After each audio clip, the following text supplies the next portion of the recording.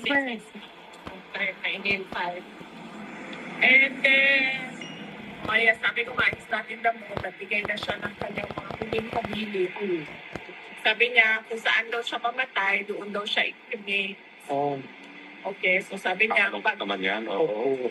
sabi niya, kung mamatay daw siya dito sa Netherlands, huwag na daw iuwi yung kanyang katawan sa Pilipinas. Ipakremate lang daw siya dito yung ashes daw ng katawan. Yung kanya.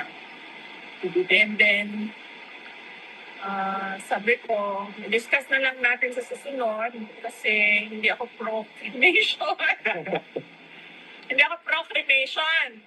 Tapos siya, pro-cremation siya. And then sabi ko sa kanya, so anong mangyayari dito kung kunwari hindi namin sundin yung ano mo, mabilin mo na i-cremate ka. Sabi ko, ilibing na namin dito sa tabi ng tatay mo.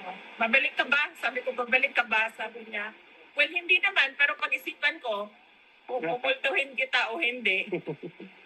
So, yun yung discussion na yun. How did you feel po nung nagganyan si Tatay Digo? Kami, nalulungkot kayo. Yeah. Daming gusto na umiyak. Yeah. Well, natural din naman na siguro yung sa 8 years old, no? Na mag-isip na ganon.